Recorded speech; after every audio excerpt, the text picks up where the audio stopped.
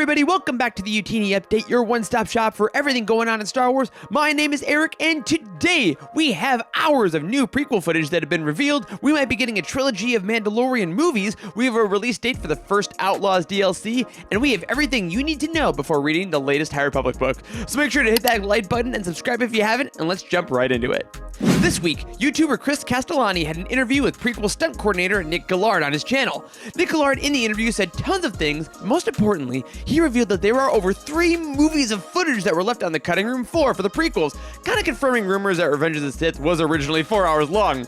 Now, he had specifically tons of information about the Obi-Wan and Anakin duel on Mustafar, including the fact that Anakin originally grabbed Obi-Wan by the throat before attempting to behead him before Obi-Wan cut his own arms off. A little more of a brutal scene there. Gillard also said that he and his whole team actually hated the high ground scene and tried to get it cut, but George Lucas really fought for it, and he revealed that it actually might have been Steven Spielberg's idea that made it into the final cut of the film. Now, we all know that George liked to put a lot of crew members into the films, and he even put himself into the prequels, but Gillard played the Jedi Sin Dralig, which, yes, is his name literally spelled backwards, and he was one of the Jedi who fought Anakin on the hologram that we see, and he revealed that even that scene had much more brutal moments originally, which included Anakin even stabbing a small girl through the throat while force choking another one. Again, very different movie than we ended up seeing. But finally, Gillard confirmed that George Lucas, yes, was involved in every department of the prequel production, from production design to fight choreography, costume design, and it really all makes a lot of sense because we know the prequels are George's babies, right? He did have the final say on everything. Which now I want to ask you all, what do you think about all these revelations? Are you glad that we got the movies that we got? Do you think some of these changes may have made a more brutal, intense, dark film? Do you want to see the 4-hour cut of Revenge of the Sith? Let us know in the comments down below, and be sure to check out the full interview, link of course in the description. A couple weeks ago, we spoke at length about Dragon Con, the Atlanta Comic-Con where Latasha Liu Bordizzo talked a little bit about Ahsoka, including revealing the Season 2 possible release date, but at that same Q&A, there were other Star Wars stars, including Manny Jacinto, Danny Trejo, and Giancarlo Esposito. Now, as I said, we already know that Sabine confirmed some details about Ahsoka, but Giancarlo Esposito actually gave rise to a bit of speculation of his own that we might have missed in the initial coverage. During the panel, Moff Gideon talked a lot about Season 3, even saying that he worked with Jon Favreau and Dave Filoni on set to figure out some key moments that ended with the three of them discussing how to bring his character back for future installments of the series. Now, naturally, this revelation led to more questions on the panel about the future of Star Wars as a whole, and while everyone on the panel reportedly agreed that they would love to return for whatever's next, Esposito got a bit more specific, saying, quote, "As in the MCU, Disney will figure out how to join all of these characters into one really great movie or TV show. That's my sense of where it will go. Dave Filoni and Jon Favreau have a new vision continuing on with a Mandalorian movie. My sense is that it's all going to converge at one point or another, and we're going to have another set or a trilogy of films." Now, of course, as with any panel answer, this can be purely based on vibes. I mean, obviously, Giancarlo Esposito loves working on The Mandalorian, he loves being in Star Wars, so maybe he's putting a little bit of a feeler out into the universe. But given that Jon and Dave have reportedly been so collaborative on set with the actors, there's always a possibility, right? Now, of course, we do have to combine this with rumors this week that Mando Season 4 is basically over and it's just going to be The Mandalorian and Grogu going forward, but clearly the future of the story is pretty up in the air. So I want to pass it on to you. If we were on set with Jon and Dave, what would we want? Do you want a movie and then more seasons of the show? Do you want Mandalorian and Grogu to kind of be the end? Or do you want, as Esposito said, a full trilogy of Mandalorian films? Anything is possible, but please let us know what you decide down in the comments. Now, going from speculation to confirmed timetables, we received the official roadmap with dates of Star Wars Outlaws this week. Now, a roadmap is basically the company saying, here are the dates you're going to get updates, here's the dates that DLC is coming out, and here are the most important dates that you need to know. On November 21st, we're going to be getting the release of Wildcard, the first DLC of Star Wars Outlaws. Now, we've mentioned this one before. It will, quote, take players inside a high-stakes sabacc tournament where they will face off against Lando Calrissian. Now, if you've played Outlaws already, like me, I bet you kind of love sabacc. I thought it was a great addition to the game. I think the way it works in-game is really fun. The visuals are really enjoyable, but I am interested to see how they're going to take this one mini-game and work it into an entire DLC. But don't worry, that is just the beginning of the update that we received from Ubisoft. Before the DLC releases on October 3rd, we're going to get Title Update 2, which they say will focus on bug fixes and improvements they've heard from the community. Then a couple weeks later, on October 24th, there'll be Title Update 3, which will focus on quality of life improvements. Just the little things that make the game a little easier to play, make it feel a little better. Because as they've said with feedback, some fans maybe felt that there was a little choppy in places, there's a little elements that could be tweaked, like a percent here, a percent there. That's what the quality of life is going to be on the 24th. And then almost a month later, on November 21st, yes, we do get Wildcard coming out, but there's a couple other things they added as well. First of all, the game will be releasing on Steam.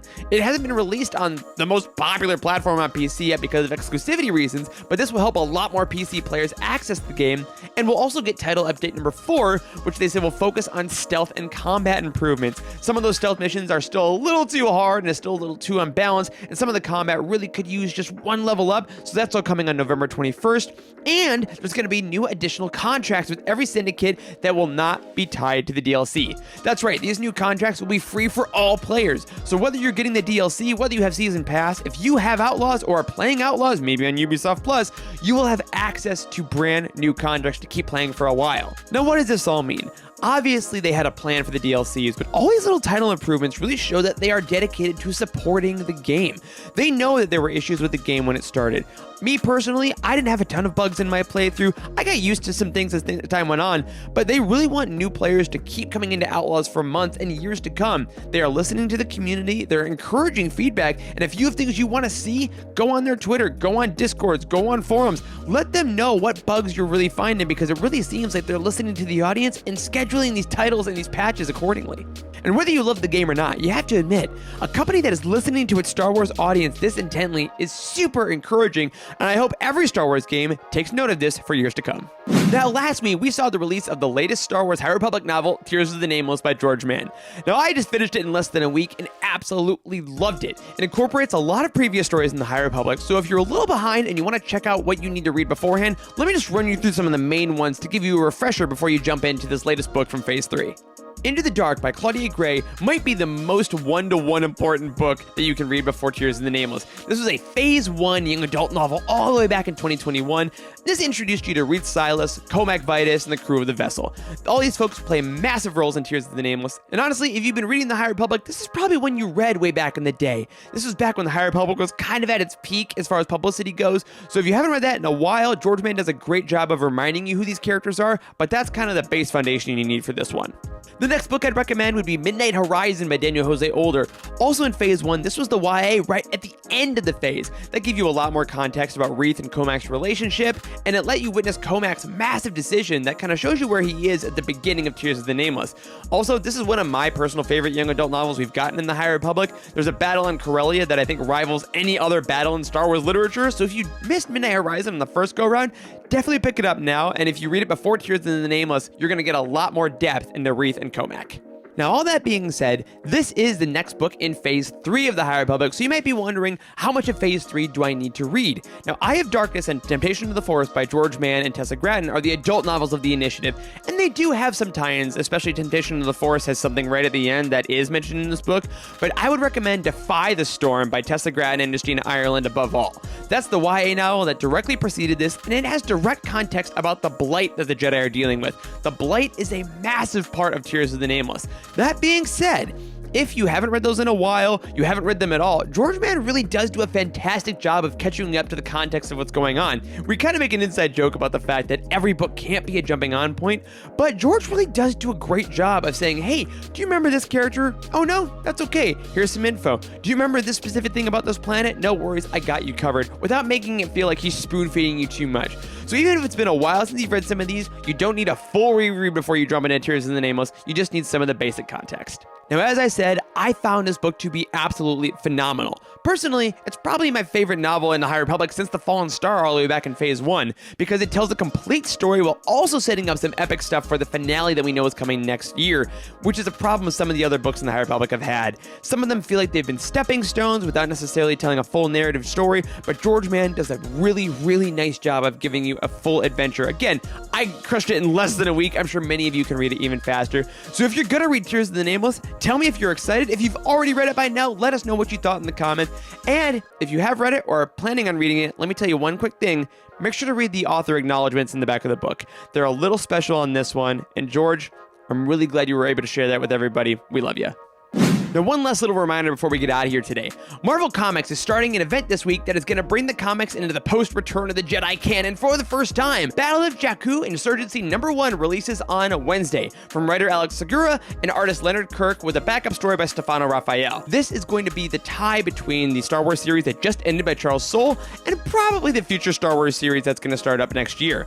This is right after Return of the Jedi. This is the Aftermath stuff. This is the Battle of Jakku stuff, right? And Aftermath fans, if you read Chuck Wendig's trilogy, we're getting things like the Acolyte of the Beyond and plenty more stuff just in the preview pages. So as a quick reminder, make sure you pick this up on Wednesday because this will be a 12-issue event series that is likely going to end with the relaunch of the main series right after. So if you want to jump on here, this is a great time. Even if you're not caught up with all the comics, this is a great time to get in on the weekly grind. So I cannot wait for this. I am a massive fan of this period in history when the New Republic is just starting out. So make sure to pick it up on Wednesday and let us know what you think. And that is going to do it for this week's UTN update. We heard about the new prequel footage. We thought maybe we're going to get a trilogy of Mando. We know when the Outlaws DLC is coming, and now you are all ready to read Tears of the Nameless. Another fantastic week of Star Wars fandom, if I do say so myself, and we will see you next time for even more. Until then, may the Force be with you.